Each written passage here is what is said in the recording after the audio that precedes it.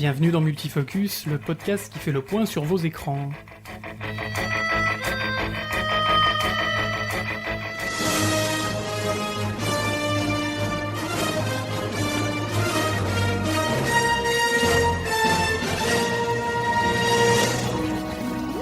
Bonjour bande de super auditeurs et auditrices, bienvenue dans ce nouveau numéro de Multifocus, le numéro 6. Aujourd'hui donc votre hôte, moi-même le doc, je suis entouré de Lia. Bonjour Lia. Coucou. Voilà, qui sera là dans son rôle encore de Wikipédia. Exactement, parce que c'était pas mal, hein. Ça vous avait plu d'avoir juste une petite personne pour pour vous aider dans vos manques. Exactement, dans nos trous de mémoire. Exactement. C'est notre anti-Alzheimer. Ouais. Et puis, alors on va tester une première formule aujourd'hui en exclusivité mondiale pour Multifocus, le fait d'avoir Didi en Skype. Voilà, par Skype, parce que malheureusement il ne peut pas être avec nous en vrai devant les micros, mais on l'a en Skype. Salut Didi. Coucou les gens. Voilà, c'est moi Skipette maintenant. On a une skipette, ouais. Ouais. Voilà, bon bah écoute, est-ce que ça va bien là où tu es? Mais écoute, oui, chaudement, comme je pense une bonne partie de la France, donc voilà. Ah bah là on est à l'heure canicule, tout va bien quoi. C'est pour ça qu'il vaut mieux m'avoir pas Skype en fait. C'est plus sympa. Ouais. Voilà. Bon, ben écoute, on va commencer donc ce numéro de 6 de Multifocus. Le thème aujourd'hui, donc, ce sont les femmes la représentation des femmes dans les films de super-héros, dans les films et les productions en général de super-héros, donc films, cinéma et télé, séries télé. Et puis, donc on va voir un petit peu comment ces dames sont traitées au travers de l'histoire des films de super-héros. On débordera un petit peu, mais ça dans la deuxième partie, parce que oui, il va y avoir une deuxième partie puisque nous allons faire l'épisode en deux parties. Il va y avoir une partie B, une partie prime, une partie seconde, comme vous voulez, alpha, bêta, comme vous l'appelez comme vous voulez. Mais on va diffuser ça en deux parties à 15 jours d'intervalle. On va tester ça. Voilà.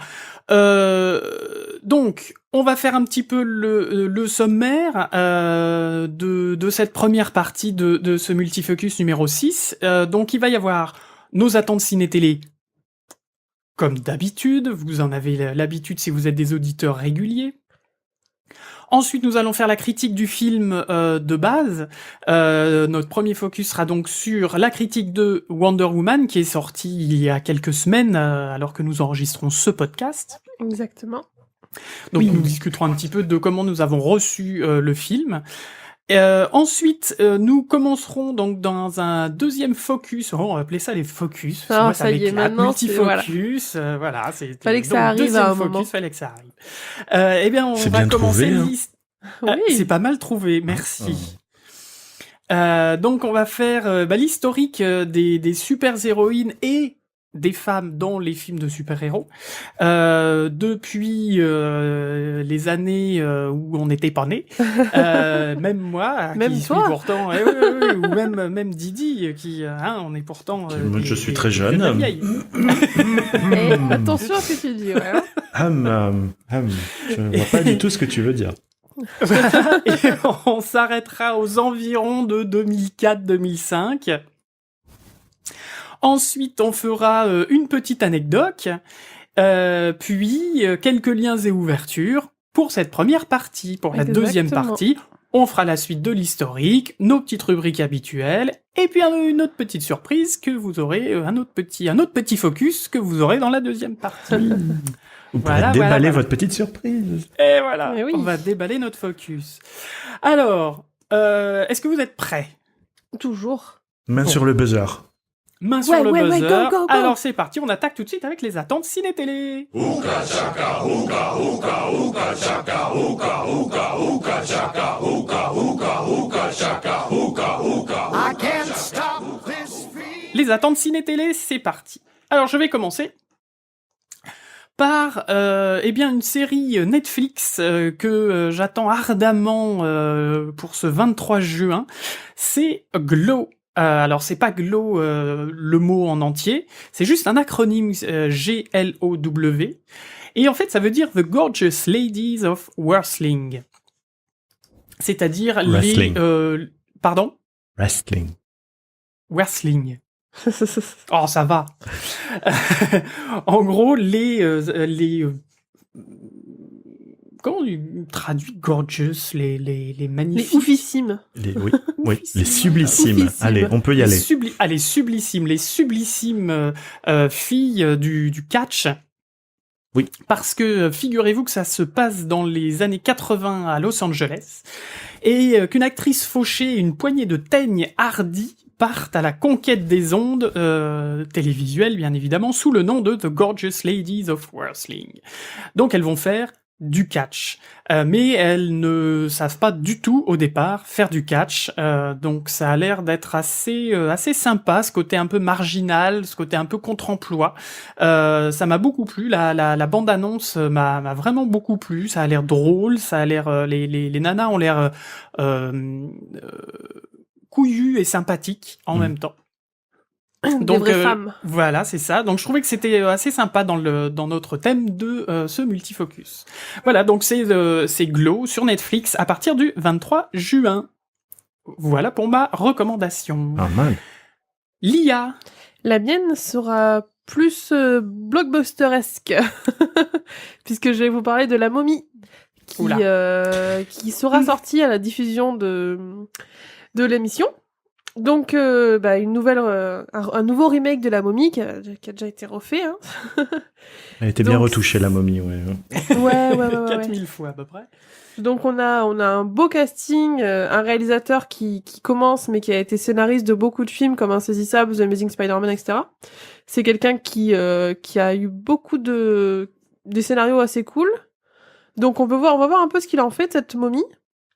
Donc pour ceux qui connaissent pas, je vais rappeler vite fait que c'est une momie qu'on ressort d'un tombeau et qui est pas contente, du coup elle détruit la terre. On va réduire. Un résumé lapidaire, comme nous dirait Didi. C'est ça. Mais bon, c'est ça. On va pas mais ça se tient. Son but, c'est de détruire le monde. Et donc ce film est le démarrage en fait de Universal Monster, qui sera une série de films sur les monstres de Universal. Donc on a par exemple aussi l'apparition du Dr Jekyll dans celui-là. Et futurement, un film spécialisé sur Dr Jekyll qui est joué par Russell Crowe. Futurement, exactement. N'ayons pas peur. Prochainement, excuse-moi. Donc pour rester dans le thème, c'est la première fois que la momie sera incarnée par une femme. On a enfin une momie féminine. Voilà, une momie IE. C'est ça, une vraie momie IE. Eh bien, moi, je vais rester dans les nanars. Mon petit les nanars blockbusteresques, en vous parlant de Baywatch. Je pense que c'est le petit film de saison. C'est ça. Bah oui. Moi, quand j'ai entendu parler de ce remake, j'étais un peu là, mais pourquoi? Voilà, vraiment, qu'est-ce qu'on a mérité, voilà. Et après j'ai vu donc les pubs, la communication autour de ça. Et c'est vrai que la première affiche montrant cette grosse bouée rouge entourée de 2 ballons de volley, c'était assez suggestif. Et bref, toute la communication et même apparemment tout le film, ça a vraiment l'air d'être une sorte de comédie, quoi, en fait, genre le remake qui se prend pas du tout au sérieux. Ce qui pourrait le rendre finalement assez intéressant, parce que c'est vrai que sinon voir un remake de Baywatch en soi c'est pas forcément ce dont on rêverait. À noter là aussi qu'il y aura des rôles féminins assez intéressants, et entre autres on voit dans le trailer donc une nana qui est là qui dit non, ne regarde pas mes seins, regarde plus haut. Voilà, ce dont beaucoup de filles rêvent de dire à tous leurs collègues de travail, leurs patrons, etc. Donc voilà, j'espère que voilà. Et donc j'espère qu'il y aura beaucoup de petites phrases comme ça dans ce genre qui cultiveront bien le côté décalé, voilà, tout ça.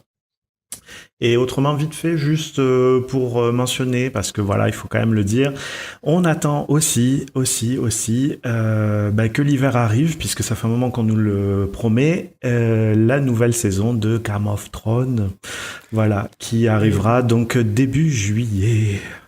Ils l'ont encore repoussé. Ils nous ont fait attendre, hein. Voilà.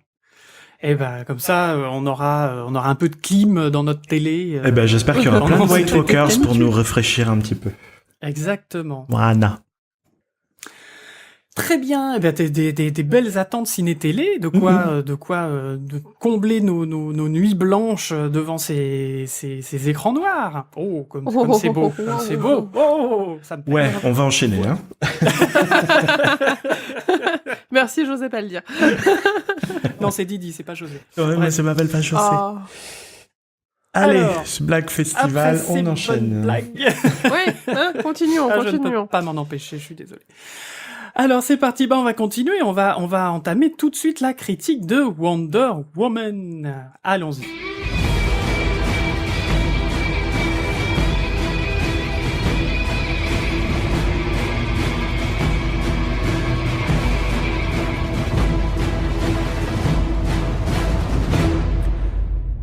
Elle ne craint rien ni personne. Elle fonce comme un homme, c'est la justicière interplanétaire et elle jaillit comme un éclair. C'est Wonder Woman. Eh bien, oui. Figurez-vous. Mon Dieu, qu'est-ce qui s'est passé? Qu'est-ce que j'ai entendu? Fort heureusement, Non, ne c'est- voit pas mon visage. Alors ne vous inquiétez pas, je n'ai pas écrit cela en pensant à Gal Gadot, ah bon mais c'est tout simplement les paroles du générique de la série télé Wonder Woman. Eh ben oui, il y avait des paroles et c'était Oh, celle-ci. c'était aussi kitsch que D'accord. ça, mon Dieu. C'est aussi kitsch que ça, exactement. J'ai surtout Bref. souvenir de son petit short, mais bon, bref. Oh là là là On y là. Il était reviendra tout à hideux, l'heure. ce short. Bref. Donc, parlons maintenant de Wonder Woman version 2017. Oui, s'il vous plaît. Voilà, réalisé par Patty Jenkins avec Mademoiselle Gal Gadot dans le rôle titre, Chris Pine et plein d'autres fabuleux acteurs. Donc, nous allons parler dès maintenant. Alors, tout le monde l'a vu? Oui. Oui, on l'a tous vu. Peut-être parler J'ai fait un mon peu de devoir. synopsis. Pour ceux qui ne l'ont pas vu, amener un peu l'histoire. Oui, bah parlons du scénario et de son traitement. C'est parti. C'est ça. Tu nous fais le petit... Alors, le petit synopsis du film, Vas-y, histoire Lia. que vous sachiez de quoi on va vous parler. Donc, Wonder Woman, au cas où vous ne connaissiez pas l'histoire, hein, parce que bon, quand même, on a entendu parler depuis quelques années. Si on a hein. vécu sous un caillou pendant ces On ne sait 120 pas, dernières hein. années. On connaît quelqu'un. Hein. Alors, elle s'appelait Diana, princesse des Amazones. Elle a été entraînée pour être une guerrière impossible à conquérir. Oui, pardon. Pour être une guerrière impossible à conquérir, c'est un peu bizarre, mais non, c'est ça. Sur une île isolée et paradisiaque, mais un jour, un pilote américain vient complètement casser cette routine. Et Diana découvre qu'il y a autre chose ailleurs et qu'il y a peut-être un conflit dans lequel elle doit aller combattre. Alors, américain, je suis pas sûr, puisque c'était un pilote anglais. Il est Eh ben anglais, non. ouais. Écoute, j'ai Alors, l'affiche hallucinée sous les yeux. Il est américain, mais il me semble, mais moi aussi, dans mon souvenir, il était anglais. D'accord. Il travaillait du moins pour le gouvernement anglais, pour mais le- oui, pour d'après les Anglais, halluciné, ouais. c'est américain. Bon. D'accord, bon. Qu'à cela ne Alors, tienne. Voilà. voilà. Mais voilà. Et pour moi, il était anglais. hein. Et ça se passe donc tout ça pendant la Première Guerre mondiale. Exactement. Mhm. Voilà. Parce qu'il est aux prises avec les Allemands. Les visins Allemands. allemands. Les vilains Allemands. Oui. Et bah oui, écoute, bon, voilà, donc le scénario C'est ça. après Wonder Woman va s'échapper avec ce pilote et aller Non. en pleine guerre, en pleine Première Guerre mondiale. Et aussi découvrir le monde, parce que finalement, en habitant dans cette île isolée, elle ne connaît pas grand-chose. Pas grand-chose, mis à part c'est les autres femmes qui sont sur cette île. Exactement. Et notamment cette scène assez rigolote qu'on voit dans la bande-annonce où elle met des robes en disant mais comment on se bat avec ça? Exactement. C'est ça, ouais. Ouais, bah, c'est surtout ça. Elle découvre le fait que les femmes dans la société donc qu'elle découvre ne sont pas l'égale des hommes. C'est ça.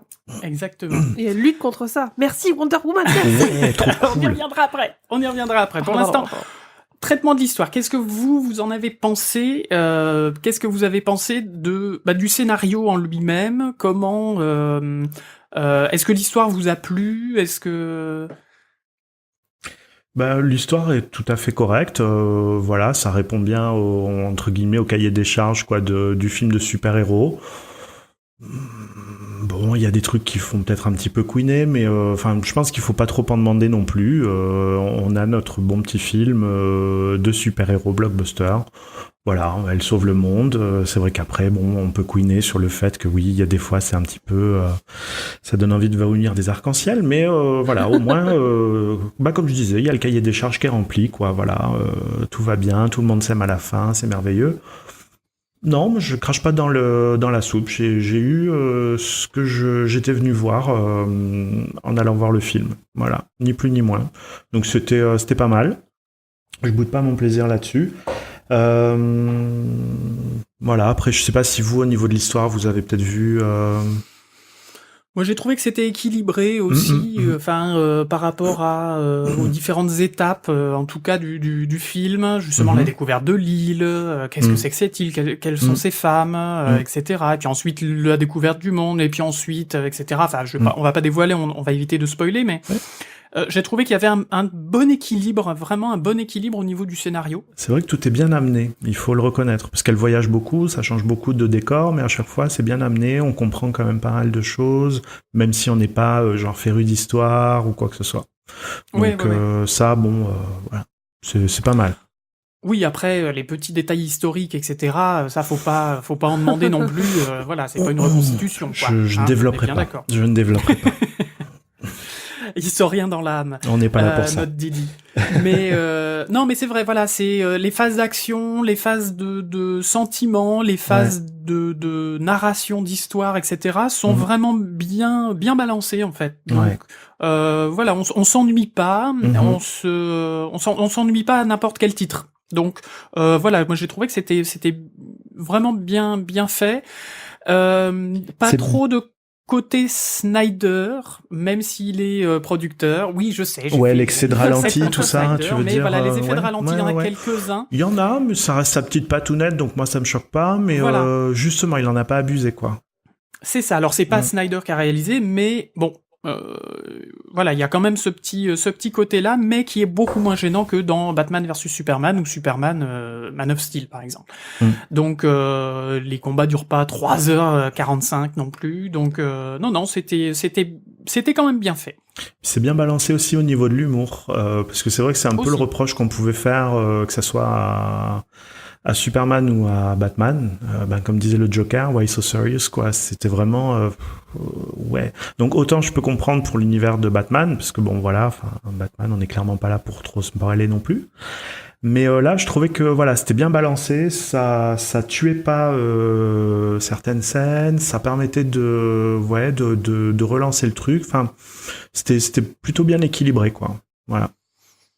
Tout à fait. Vous oubliez toujours Suicide Squad en parlant des DC.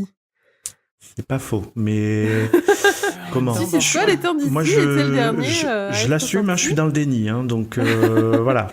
Et il y a quand même pas mal d'humour dans Suicide Squad, même si on l'aime ou on l'aime pas. Oui, on peut pas lui enlever volontaire ou pas. Je dis pas le contraire. Voilà. Mais quand on voit, moi je vous rejoins aussi quand on voit Suicide Squad et Wonder Woman derrière. Franchement, on peut dire que là, l'humour est bien dosé. C'est ça, oui. Ouais.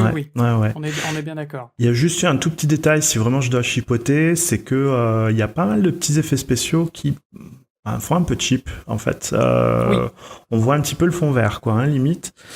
Donc, je m'attendais peut-être à quelque chose de plus léché, parce que c'est vrai que, en plus, les films d'ici, en général, ils sont vraiment très très bien finis. Voilà, et c'est vrai que là, c'est limite si on voit pas, le fond vert ou les fils qui tiennent le truc, quoi. Oh, tout de suite. Moi, j'ai trouvé que ça pêchait au niveau de l'animation de certains personnages, au niveau de la doublure de synthèse, où il y avait des fois des animations qui étaient un peu rough, quoi, un peu dur, un peu mal faites, quoi, mal fignolées, pas forcément vraiment mal faites, mais mal fini, quoi. Il manquait des petites au niveau du poids, etc. Mais il y avait des choses qui... par exemple, quand elle repêche le pilote, et donc ils ont, c'est très court, hein, c'est vraiment un tout petit moment où donc ils sortent la tête de l'eau et je sais plus ce qu'elle lui dit, mais on voit le fond vert limite. Enfin, moi ça m'a choqué, quoi. J'étais là, je fais waouh. Mais est-ce que c'est pas plutôt l'effet, enfin là on va peut-être un peu dans le détail, mais c'est pas plutôt l'effet de la bulle de l'île qui t'a donné cet effet fond vert? Non, je pense que c'est vraiment que ils ont oublié de mettre de la profondeur, quoi, en fait, dans le chant. Ah, C'est vraiment ça, moi, qui m'a un petit peu choqué, quoi. Et bon, au-delà de ça, bon, après, je vais être, c'est ma minute méchante, voilà. En fait, Allez, ça qu'est-ce que tu fait vas un nous petit dire peu réaliser, à mon sens, que ben, Wonder Woman est une femme et que donc, comme toutes les femmes, eh bien, elle a moins d'argent, elle est payée moins, et donc il y a peut-être un petit peu moins de budget pour le film Wonder Woman, parce que justement, donc il y a ce côté, donc moins de budget pour les effets spéciaux, etc. Bon, voilà. Après ça, c'était un petit peu pour dire du mal, mais au-delà de ça, moi, donc dans une première grille de lecture, c'est vrai que bon, voilà, le film est très bien, et d'un certain côté, ça me dérange de devoir en dire du mal parce que voilà, justement, j'ai pas envie de tomber dans le truc de bon ben voilà, c'est une femme, on va en exiger beaucoup plus. Parce que c'est une femme, elle doit faire ses preuves. Oui. Malgré tout, j'ai quand même trouvé un petit peu agaçant, sans vouloir spoiler le film, que ça soit un personnage masculin qui, entre guillemets, révèle la donc princesse Diana à son rôle, que ça soit lui qu'on suive en fait pendant tout le truc, à tel point qu'à un moment on se demande qui est le sidekick de qui dans l'histoire. Ça m'a un petit peu dérangé parce qu'il y a un moment où on se dit mais attends, le film c'est Wonder Woman, quoi, c'est pas Chris machin chouette et Wonder Woman. Donc voilà. Un petit peu au début, mais après ça se débloque, quoi. Voilà. Le mec, on le suit pendant tout le film. C'est pas, je veux dire, un personnage épisodique. Il est là pendant tout le film. Et donc autant je peux comprendre qu'il y a quand même une dynamique entre les personnages, etc., etc. Mais si on voulait pinailler un petit peu, de ce côté-là, il y a quelque chose qui, voilà, moi, m'a un petit peu gratté, quoi. Voilà. D'accord. D'accord. Je- Alors, Je reviens sur le budget parce que vu qu'il en parlait. Mhm. Et donc effectivement, t'as raison, c'est le moins cher des 4 derniers DC qui sont sortis. Mm. C'est celui qui a coûté le moins cher avec Suicide Squad. Oh, bah, c'est une Voilà, femme. juste pour... pour un Excusez-moi pour ce cynisme énorme. Voilà. Non, mais, Non, mais bien joué, il faut tu avais aussi, il raison. faut aussi, voilà. Alors c'est vrai qu'au niveau des acteurs, les acteurs sont bons. Oui, par contre, En ouais, règle voilà. générale, il y a quelques rôles ouais. qui servent à rien, ou en tout cas qui auraient dû peut-être servir un peu plus. L'Écossais, par exemple. Moi, j'ai trouvé ça, c'était un petit moment, un petit peu émotion. C'est voilà, il est là, il y a un petit quelque chose, mais du coup, voilà, ça, Mais il est... ça sert Ouais, pas mais forcément à il est censé- l'histoire, mais je trouvais ça que ça agrémentait en fait. Par contre, ce qui m'a dérangé, c'est genre justement le stéréotype de la secrétaire, voilà, petite boulotte vieille fille. J'étais là Oh, aussi, c'est vrai. genre non, C'est vrai qu'elle est non, marrante, elle. non. Alors il y a, Alors, il y a un ouais, ressort Elle est comique. stéréotypée, Il y a un mais non. ressort comique, mais en même temps, justement, pour un film qui se voulait peut-être un petit peu féministe, je trouvais, j'étais là, non, sérieusement, enfin... C'est vrai. J'avais pas pensé à ça comme ça. Alors, par rapport au féminisme, justement, moi, je trouve que c'est un peu l'archétype de je voudrais bien, mais je peux point. Enfin, Alors, oui, je c'est suis vrai qu'elle est d'accord, un peu mais il y a comme quand ça. même Voilà, pas donc mal là, de il y a grossophobie cette- dans l'histoire. Donc, j'ai trouvé ça Ouais, un petit un peu peu. bof, quoi. Voilà. C'est... Enfin, voilà. Je comprends, si tu veux, effectivement, il y a un ressort comique, etc., mais je trouvais ça, ouais, Et puis, facile et méchant. pour garder aussi le côté comics, un petit peu le côté Mhm. caricatural de la BD, Mhm, bon, mhm, voilà, mhm. il en faut un petit peu. Oui. C'est un petit peu dérangeant, mais... enfin, Je- moi, j'entends, perso, hein, ça m'a mais, pas plus dérangé que ça. Oui, voilà, je l'ai ouais. noté, Ouais. je suis d'accord avec Mhm, toi. mhm. Voilà. Par contre, au niveau féminisme, moi j'ai trouvé qu'il y avait un très beau boulot et pas à grands coups de tractopelle. Ouais. Vraiment par petites touches, mais bien senties et mis intelligemment au niveau de voilà, quand elle essaye la robe, comment on peut se battre avec ça, Mhm. la manière dont les autres le regardent.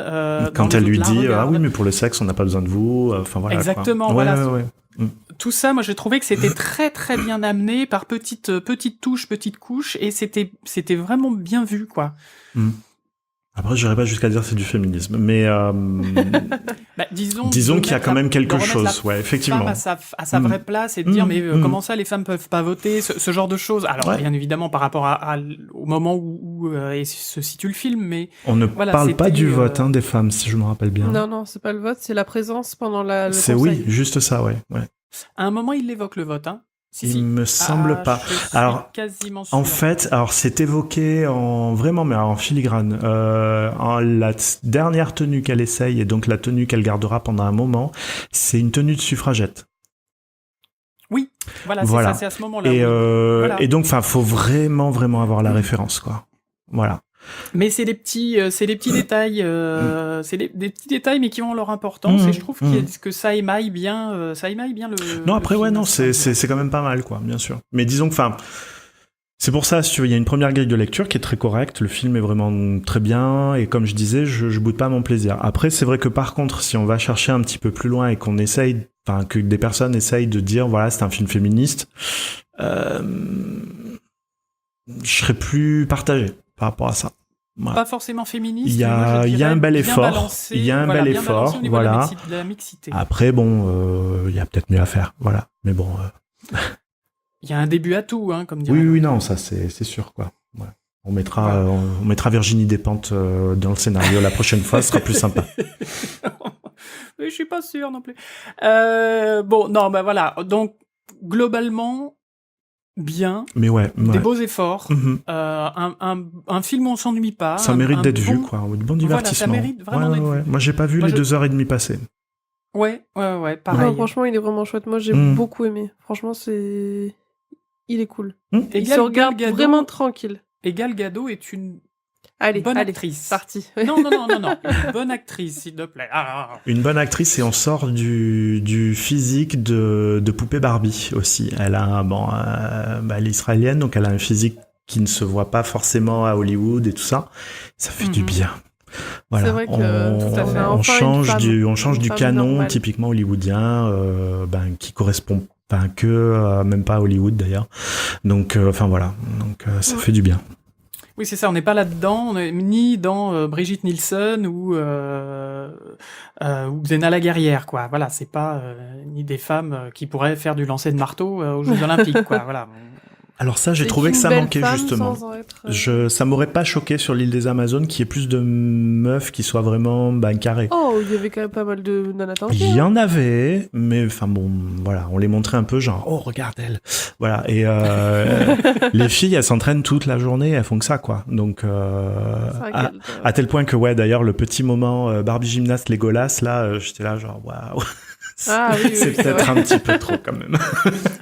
C'est pour le truc, quoi. Oui, voilà, non, enfin bon, c'était pour montrer, quoi.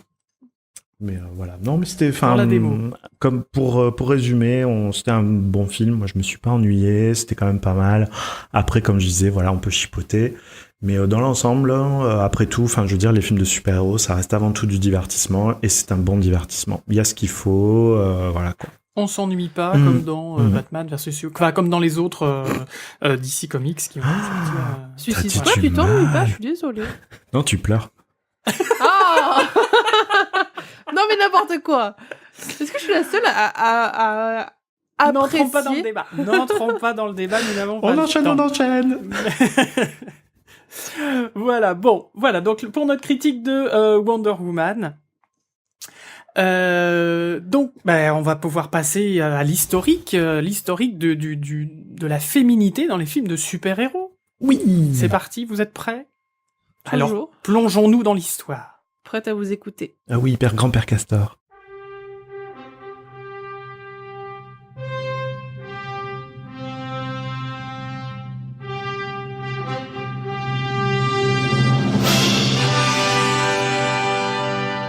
Donc plongeons-nous au cœur de l'histoire et remontons le temps jusqu'en 1966, s'il vous plaît.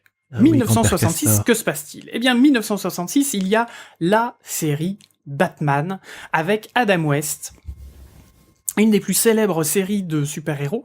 Donc, Adam West, petite parenthèse, qui est mort le 9 juin de cette année, 2017. Il nous a quittés donc il y a quelques semaines de cela. Dans Batman la série, on a pas mal de rôles féminins et de femmes finalement. On se retrouve avec Batgirl, qui a plutôt un supporting role. Enfin voilà, un truc un peu fade. C'est pas non plus formidable. Elle est là, mais elle est là pour pour dire qu'il y a Batgirl, quoi. On a Poison Ivy aussi, qui est dans le rôle de la méchante.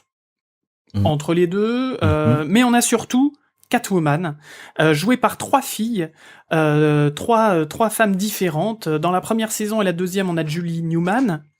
Dans le film, on a Lee Meriwether. Et dans la saison 3, nous avons Eartha Kitt. Est-ce que tu peux nous en dire un petit mot, Didi? Ben, moi, à mon sens, enfin, après, je sais pas vous, mais c'est vraiment elle qui a marqué le personnage de Catwoman, justement. Pour son côté, voilà, quand elle parlait, elle était là, voilà, elle rugissait en même temps qu'elle parlait. D'ailleurs, c'est devenu célèbre après dans une chanson qu'elle a faite. Magnifique monument des années 80. Bref, et donc à noter que ben du coup cette nana, on va dire mi-vamp, voilà. Enfin, et donc en même temps donc elle est femme, elle est noire en plus, donc ça fait quand même deux révolutions, parce que c'est vrai que ben, dans les années 60 aux États-Unis, la situation des noirs était pas encore jolie.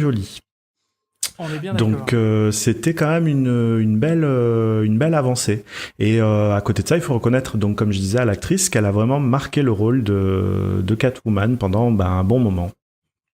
Tout à fait. Donc là, voilà, elle a été pendant juste une saison, donc la dernière saison, donc c'est-à-dire fin dans les années 67-68. Sur la série de Batman. Alors on passe bien évidemment dans les années 75, de 75 à 79, nous avons la série télé de Wonder Woman avec Linda Carter. C'est aussi vieux que ça, waouh. C'est aussi vieux que ça, et oui. Ouais. Il y a eu un paquet de saisons, il y a eu 59 épisodes, un pilote de 70 minutes, enfin voilà. Donc il là, était très très bon le pilote d'ailleurs, j'ai eu l'occasion de le voir, il était pas mal. Oui, tout à fait. Donc c'était voilà une petite révolution aussi dans les années 75, émancipation, etc. Donc voilà, c'est une série qui a quand même énormément marqué les mémoires. Surtout avec son short moche. Non, en fait, c'est une spéciale dédicace. Il y a une private joke avec ça. Donc voilà, je le confesse. Voilà. Ça va. Voilà, donc pour ce qui est de Wonder Woman, 75-79.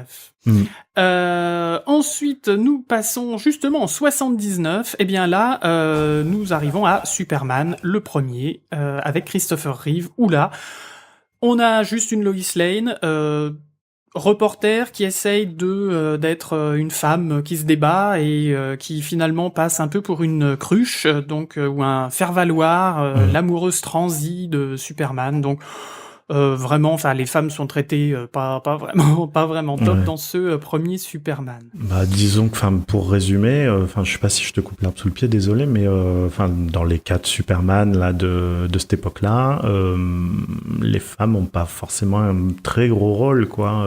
Pas du tout. Qu'elles soient du bon côté ou du mauvais côté, c'est vraiment pour la caution féminine quoi. C'est exactement ça, puisque en 1980 Superman 2 pareil, on a juste un deuxième rôle féminin qui est Ursa, qui est l'acolyte du général Zod, donc qui fait les méchantes, qui se fait dézinguer en 2-2, et c'est tout. Et puis plus encore Lois Lane qui nous fait la caution féminine gentille, et ça s'arrête là. Superman 3, 1983, on exit Lois Lane, bienvenue Lana Lang. Et c'est exactement la même chose, mais on a changé d'actrice. On arrive à 1984, où là, 1984, Supergirl arrive enfin.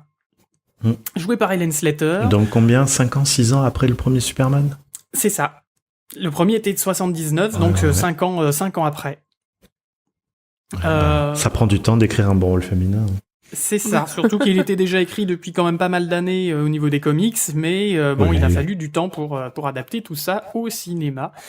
Donc Helen Slater qui se débrouille pas mal, mais qui est vraiment, comme tu disais tout à l'heure par rapport à la critique de Wonder Woman, dans les caractéristiques de la poupée Barbie, mais alors en plein dedans. Voilà, c'est assez caricatural, même si Supergirl dans les comics ressemble un peu à ça aussi.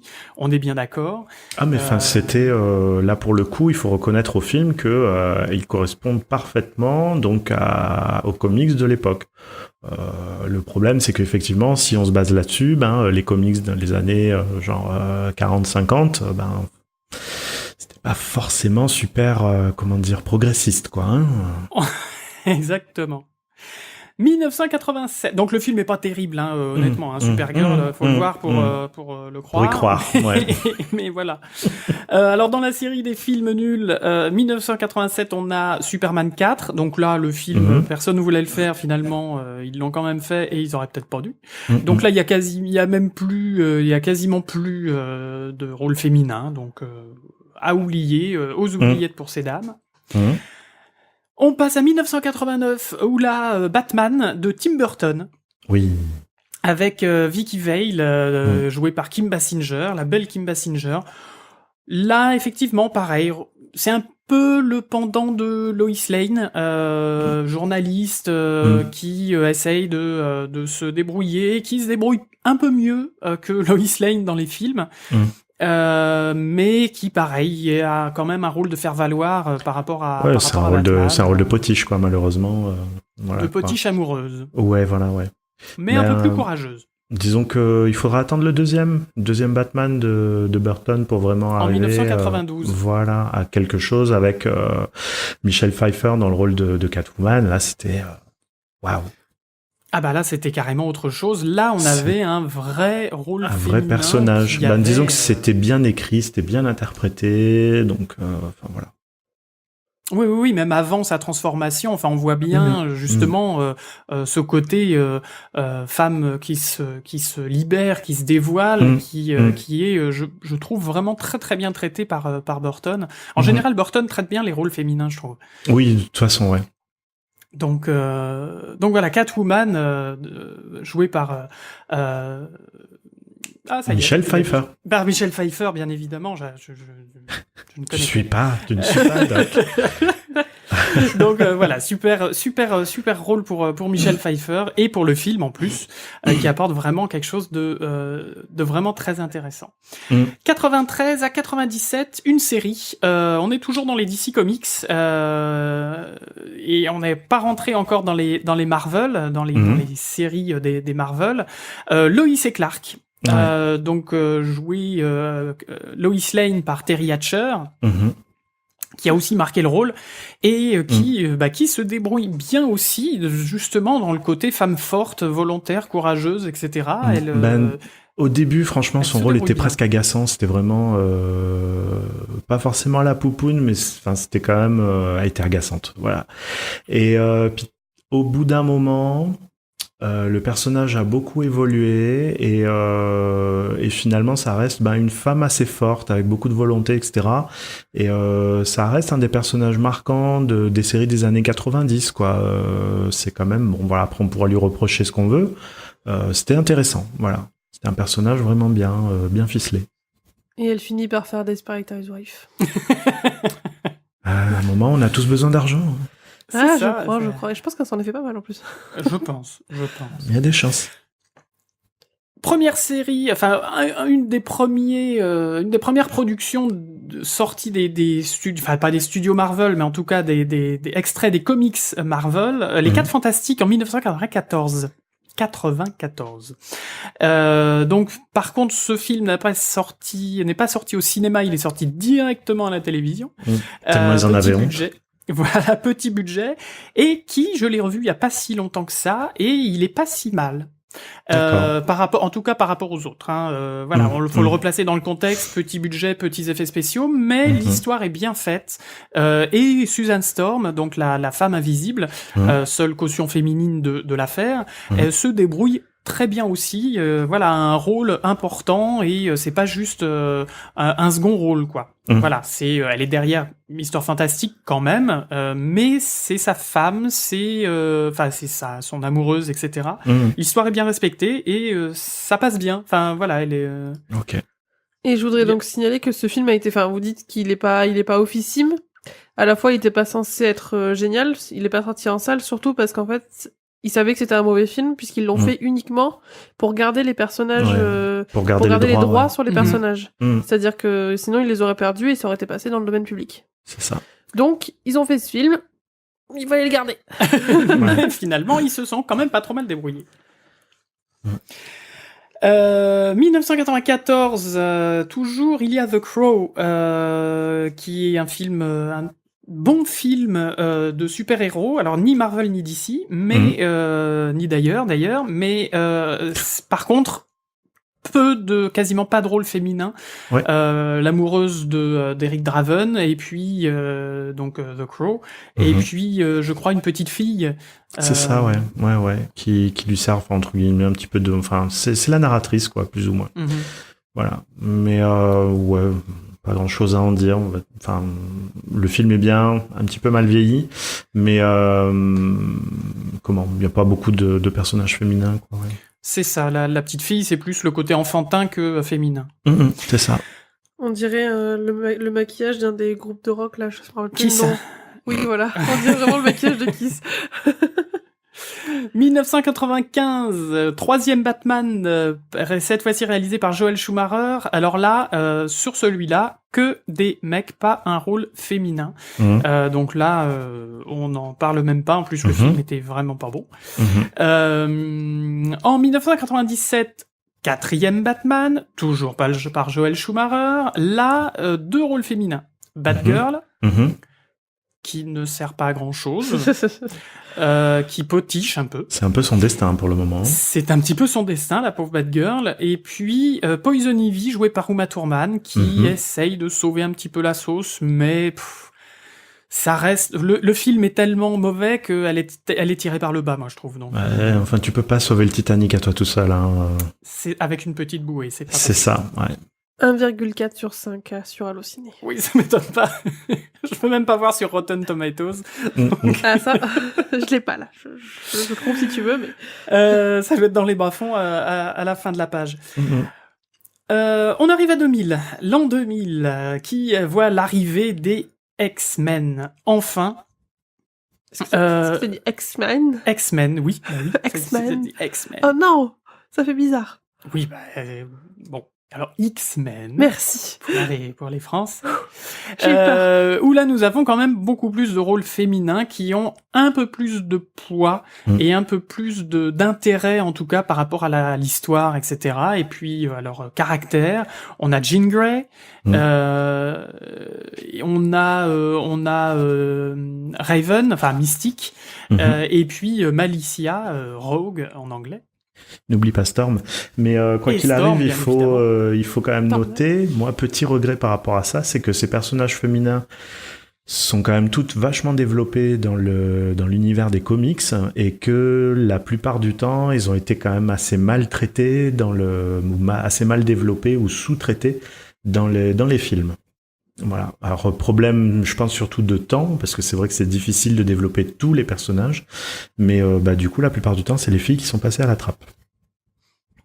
Certes, mais ça reste quand même des femmes fortes, je trouve, en tout cas. Voilà, leur rôle n'est pas minimisé à bien sûr. Disons... la cuisine et voilà, le ménage ouais. du film, quoi. Voilà. Bon, après, une mutante qui a des pouvoirs comme ça en même temps, ça ferait bizarre.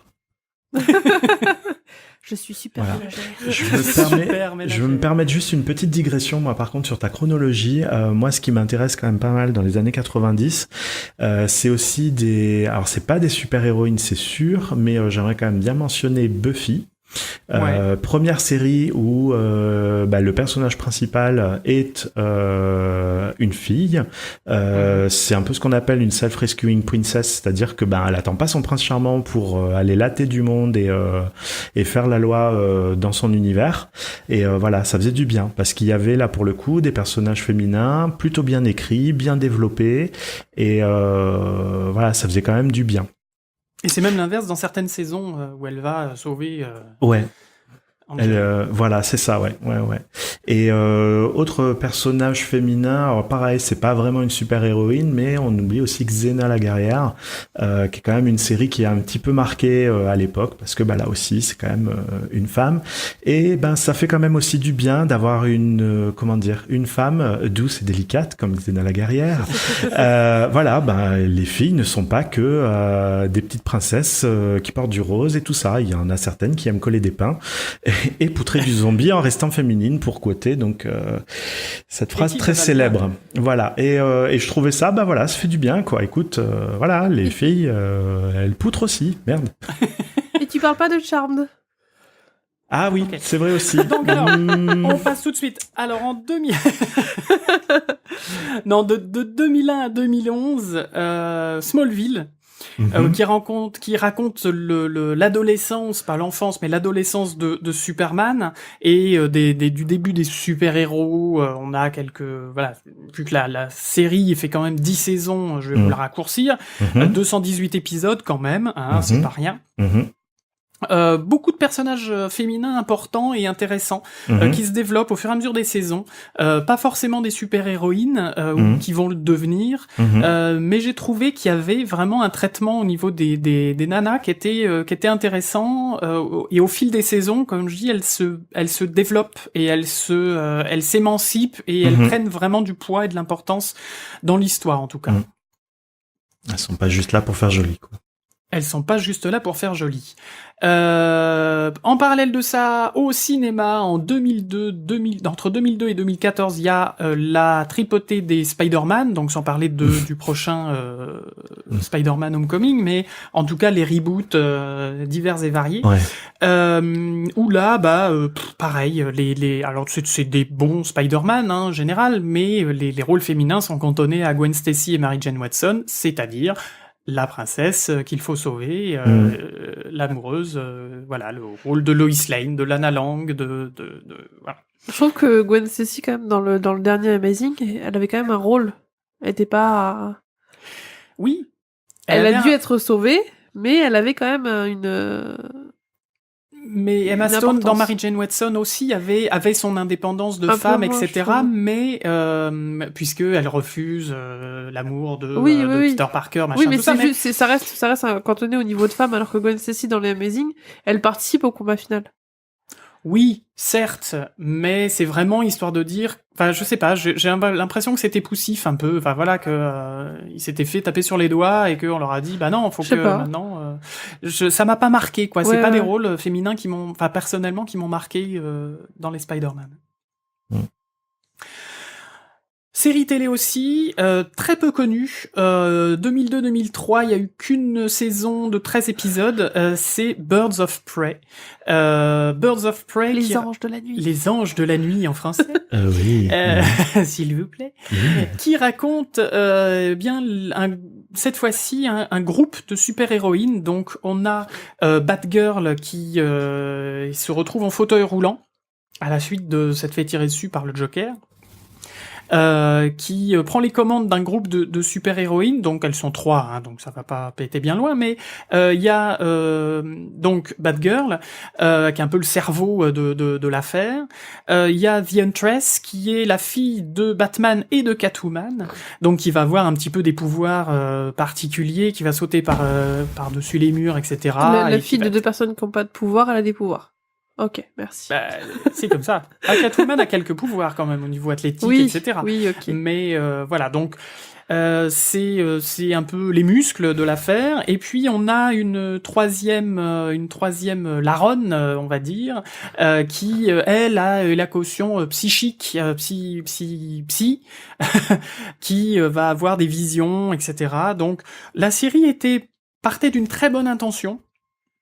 Un casting essentiellement féminin, Poison Ivy en méchante, et puis aussi Harley Quinn. Et on a, voilà, la seule méchante du film, c'est une méchante, c'est pas un méchant. C'est une série télé, hein. Alors, Pardon, oui, voilà. il y a une série télé, excuse-moi. Donc oui, il y a Harley Quinn qui fait son apparition.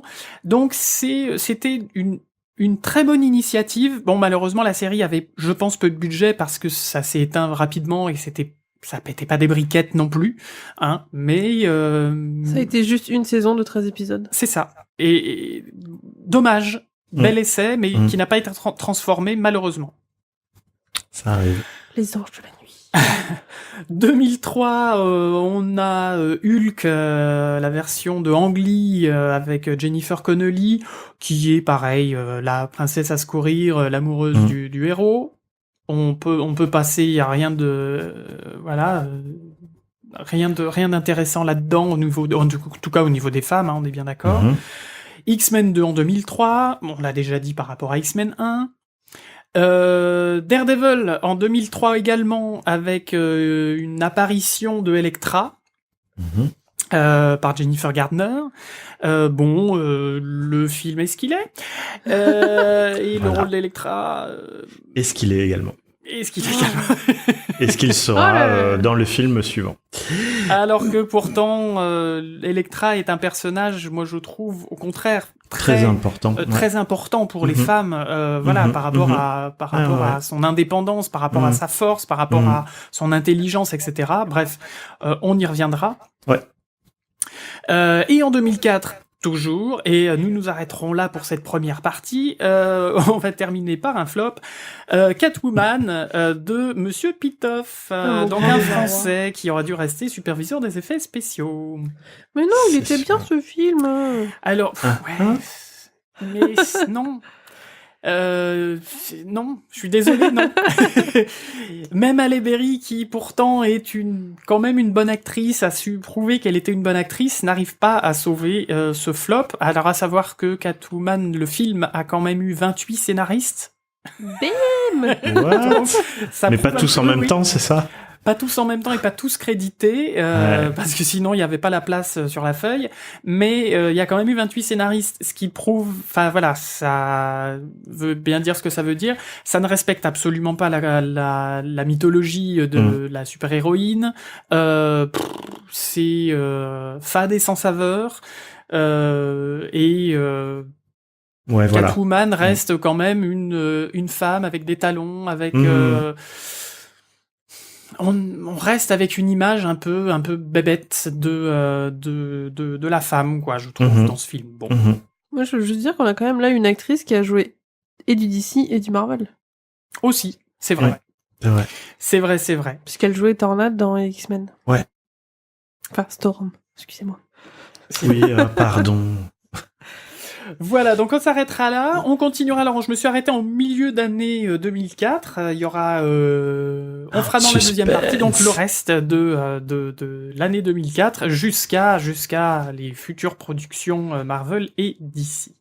Voilà, mais on s'arrête là parce que le temps file et nous n'avons pas toute la nuit, l'année, l'éternité devant. Passons maintenant directement à l'anecdote.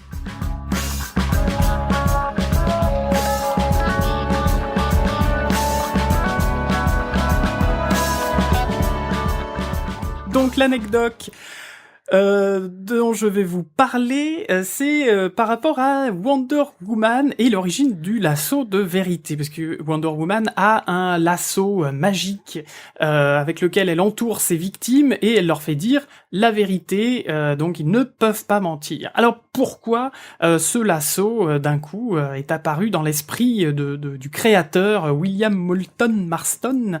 Oui, c'est un bien dit, bravo. Oui, c'est pas évident à dire. Hein. Vous entraînez, vous le dites 10 fois d'affilée, puis on verra. Donc William Moulton Marston, en fait, était au départ un biologiste médecin qui a inventé une méthode, un appareil basé sur la pression sanguine et le rythme cardiaque pour détecter, justement faire un détecteur de mensonges et donc un détecteur, enfin en gros un détecteur de vérité ou de mensonge, comme vous voulez, de quel côté vous placez. Mais voilà, donc il avait fait ça avant Wonder Woman et avant d'écrire ce personnage et puis il s'est dit pourquoi ne pas mettre un petit peu de moi là-dedans, donc il lui a mis un lasso qui permet de dire la vérité. Donc cet appareil, cette méthode qu'il a inventée, bien évidemment a progressé, mais on est sur les mêmes bases quand on utilise un appareil de détection de mensonges. On est quasiment sur les mêmes bases qu'avait bâti William Moulton Marston.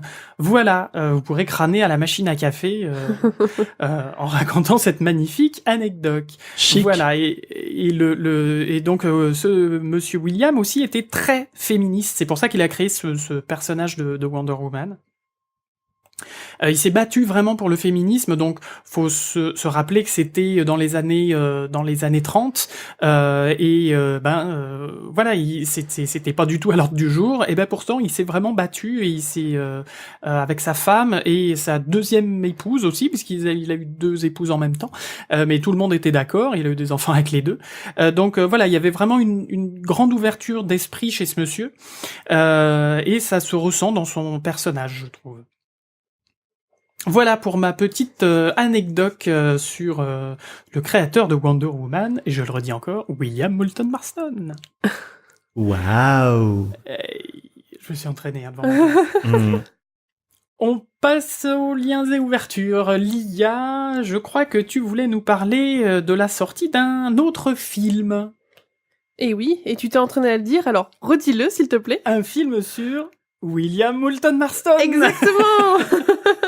Donc oui, il va y avoir une sortie d'un film sur les origines de Wonder Woman, et donc sur ce monsieur dont je ne dirai pas le nom parce que moi je ne me suis pas entraînée. WMM, tu peux l'appeler. WMM, ouais. Will, Bill, Ok. comme tu veux. C'est Alors, pas le Voldemort film, non plus. Non, c'est vrai. Non, c'est William Moulton Marston. Tu vois, il le dit trop bien, je respecte, moi, ok. Donc oui, donc ce sera un biopic sur ce monsieur qui s'appellera Professeur M, qui est déjà prévu être joué par Luke Evans, et c'est prévu pour 2017-2018, on n'a pas encore la date. Mais il y a D'accord. déjà une petite bande-annonce, je vous invite à la regarder, elle est fort sympathique. On a un premier teaser qu'on mettra dans les notes de l'émission, bien évidemment, comme d'habitude. Chic, chic, chic. Et la deuxième ouverture, donc, Lia, je crois que tu voulais nous parler de comics. Exactement, parce qu'on mettra aussi dans les notes de l'émission un petit article qui vous conseille en fait 4 différents comics pour compléter le film, pour en savoir plus sur Wonder Woman et pour un peu s'amuser parce que c'est quand même sympathique. Alors le premier c'est Wonder Woman Dieu immortel. Attention. On continue avec Wonder Woman Terre 1. Attention, c'est en 2 mots. Le suivant c'est The Iketeia. Excusez-moi, c'est un peu dur à dire. C'est sorti. Mais Voilà. là, voilà, Iketeia. Donc, c'est une Wonder Woman plongée dans la politique américaine. Et le dernier, c'est Wonder Woman Lien de sang, qui, cette fois, on a une Wonder Woman ultra badass, très très guerrière. Allez hop, on est parti. Ça va envoyer du pain. Exactement, je vous mettrai tout ça dans les notes pour que vous puissiez un peu compléter ce superbe personnage. Et ce sont des histoires complètes, je crois. Exactement, ce sont des histoires terminées. Cool. Voilà, en plus. Très bien, merci Lia pour ces petites ouvertures bien sympatoches. On va terminer là pour cette première émission. Ce premier multifocus numéro 6. On va terminer toujours par la petite page réseaux sociaux. Donc n'oubliez pas, nous sommes sur Facebook, @multifocus. Nous sommes sur Twitter, @multifocuspod, tout attaché. Nous sommes sur Instagram aussi, toujours pareil, Multifocus. Nous avons la chaîne YouTube également, Multifocus, le podcast, où là où vous avez exactement la même chose que en audio, mais avec des petites images en plus, si vous voulez écouter ça au boulot, par exemple, ou si vous ne savez absolument Ou à la pas vous plage, débrouiller avec, ou à la plage, si vous ne savez absolument pas vous débrouiller avec une appli de podcast. Ou simplement autre chose que YouTube, parce qu'on est quand même génération YouTube. Oui, Ça aussi. Voilà. Et puis aussi, n'oubliez pas que nous sommes sur iTunes, nous sommes sur les différents catalogues. N'oubliez pas de nous mettre des pouces bleus, des étoiles, des champignons, des arcs-en-ciel. Non, il y a pas ça. Non, Mais envoyez pas de qu'il y a carapace que- de tortue, ça fait mal. Voilà, s'il vous plaît. Donc non, mais n'oubliez pas en tout cas de nous noter. Ça nous fait toujours plaisir, ça nous fait remonter un petit peu dans les sondages. Dans notre Et ego. puis, Dans notre ego. Dans notre ego aussi, mais enfin bon, écoute, nous sommes modestes, nous sommes une émission modeste. Pour mais toi. balancez quand même. Et Mais voilà, et puis n'hésitez pas surtout à commenter, à nous dire si vous aimez, si vous n'aimez pas, si vous avez des suggestions, quoi que ce soit. N'hésitez pas, nous sommes très ouverts et nous accueillons très bien la critique, surtout lorsqu'elle est positive, avec des petites fleurs autour. Voilà. Pensez à nous dire ce que vous pensez de cette nouvelle formule de multifocus aussi. Également de ce nouveau format.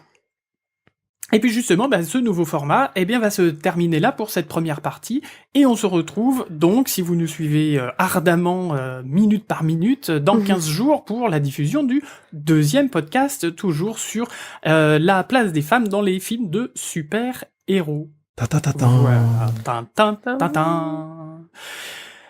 On vous dit au revoir, et puis à la prochaine. À dans 2 semaines. À dans 2 semaines pour la deuxième partie. Bisous bisous. Bye bye tout le monde. Bis à l'oreille.